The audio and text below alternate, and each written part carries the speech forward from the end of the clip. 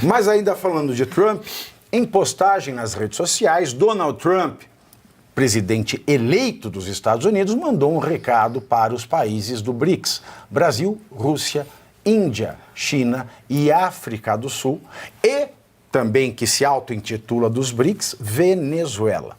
O presidente eleito dos Estados Unidos disse que não ficará parado diante da ideia do bloco que tenta substituir o dólar como moeda de referência.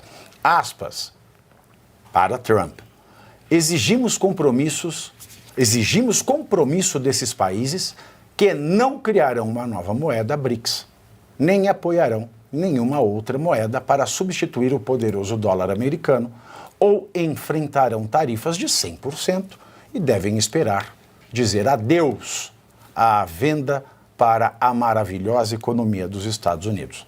Eles podem encontrar outro otário. Fecho aspas.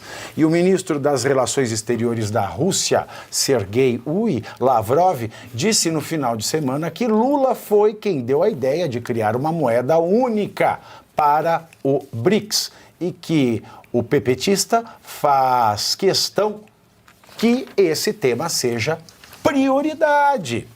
Diante da declaração de Trump, o líder do governo no Congresso, o senador Randolfo Rodrigues, disse que não bulisse, você buliu, assanhou. Não, nada disso. Ele disse que os Estados Unidos e o presidente eleito não têm, aspas para Randolph, moral para contestar o BRICS.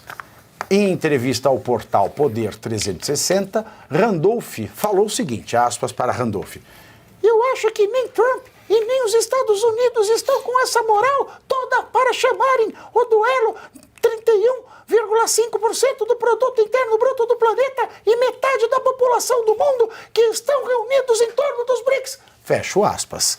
Professor Marcelo Suano. Primeiro, é um direito do Trump se apresentar dessa forma. Ele deseja apenas restaurar o protagonismo dos Estados Unidos. Eu não sei se conseguirá tanto sucesso, porque isso independe. O mais importante, o dólar é a moeda de referência e representa pelo menos 65% dos depósitos no mundo, de forma que alguém achar que vai retirar o dólar está brincando. Apenas o Trump está dizendo, não brinque conosco fazendo uma aliança.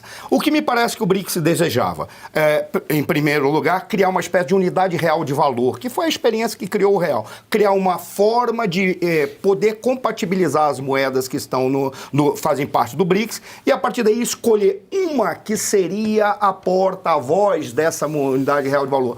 Certamente não será o real. Vai ser o renminbi, ou como é yuan, Arthur? Yuan, né, que é o renminbi, na linguagem coloquial. Certamente será isso, mas o Trump está deixando muito claro que ele está indo para o embate. E é óbvio que essa ideia do Lula só pode ser de alguém que não tem noção de qual é a sua grandeza, a sua importância. E ele está trazendo um problema que está dando de mãos beijadas para o Trump e aquilo que nós precisamos aqui no Brasil, que ele configure que o Brasil está do lado de um eixo de inimigos dos Estados Unidos, para que os norte-americanos tomem decisões não contra o povo brasileiro, não contra o Brasil, mas tomem decisões mostrando que o governo brasileiro não é seu aliado, razão pela qual será tratado desta maneira no cenário internacional. Olha, quando a gente fala de uma moeda que está circulando e tal, e o poder da moeda, é claro que tem todas as questões econômicas que o Arthur sempre explica aqui pra gente e o professor, mas a gente precisa pensar também no aspecto cultural disso. Isso significa que esse país tem um forte aspecto cultural no mundo inteiro. E aí, quando a gente está falando de Estados Unidos, primeiro, a gente está falando de Ocidente, segundo, a gente está falando de liberdade. Então, a gente sempre fala que liberdade de expressão, mas principalmente de liberdade. Então, quando a gente vê que o Brasil cada vez mais se aproxima da China, da Rússia, do Irã, que são países que não são nenhum sinônimo nem de Ocidente, tampouco de liberdade, isso dá um sinal. Isso sinaliza muito claramente. E Washington sabe melhor do que ninguém sobre isso. Exato. Washington sabe que vem do Oriente para mexer com a gente, vem quebrar gostoso aqui no Ocidente. Então, assim, você fala claramente, né, que você está ali sinalizando claramente que você está se aliando a ditaduras. A ditaduras que sempre defendem aquilo que eles chamam de nova ordem mundial, destruição, portanto, daquilo que a gente entende enquanto Ocidente, enquanto liberdade. Então, para além das questões econômicas, que são, sim, imprescindíveis e são, sim, vitais para o funcionamento do sistema, a gente tem que pensar que isso é um recado que o Trump está dando, não mexa com o Ocidente.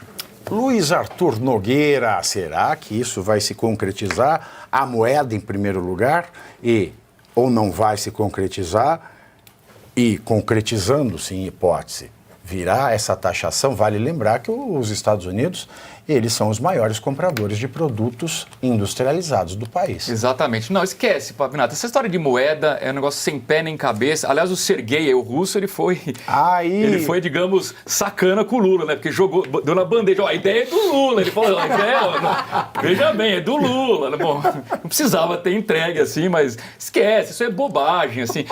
O que está por trás disso, o Trump? O Trump, de fato, vê a China como uma grande ameaça. Essa é que é a grande verdade, né? E a China está, aos poucos, colocando os pés, as mãos e a cabeça aqui na América Latina, na América do Sul. Então, agora, vamos ser justos, independentemente se é um democrata ou um republicano, os Estados Unidos precisam olhar com mais carinho aqui para a América do Sul. Sempre trataram aqui como um lixo, nem sabiam onde era a capital do Brasil, não era Buenos Aires. Então, assim, está na hora os Estados Unidos entenderem que a América do Sul tem relevância, assim, e que, portanto, eles precisam aumentar as transações comerciais e investimentos, porque a China está fazendo uma série de parcerias bilaterais aqui, já fez com o Chile, fez com o Paraguai, com outros países, e através dos BRICS, que eram os emergentes do lado dele. Agora, quanto à moeda, é uma grande bobagem, não há a menor possibilidade de os BRICS terem uma moeda própria. E só uma última questão aqui, Pavinato. A China, se ela não quer o dólar, ela deveria agir. Sabe por quê? Ela tem hoje 3,3 trilhões de dólares em reservas, a maior parte em título público americano. Ué, ela financia os Estados Unidos, então ela que venda os títulos americanos, se livre do dólar e cause uma ruptura no mundo. Só que ela também não tem interesse. Né? Ela não é louca. Claro que não, ela não tem interesse nisso. Vai comprar o quê da Venezuela?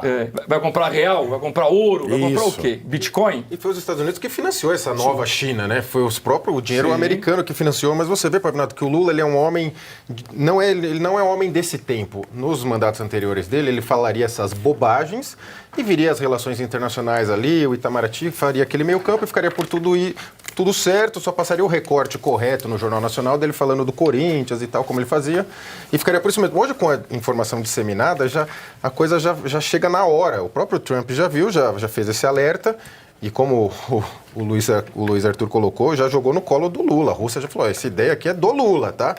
E o Biden não ligava para isso, porque assim como o Obama, o Partido Democrata, ele é um inimigo interno dos próprios Estados Unidos. E o que chama atenção nos BRICS é que quando ele surgiu lá em 2001, né, com um economista do Goldman Sachs que criou essa expressão, ele surgiu como isso, não é só um bloco para a gente fazer parcerias aqui, mas ele vai crescendo, aí põe o Irã, põe todos os inimigos dos Estados Unidos, e aí fica o Brasil lá junto com eles.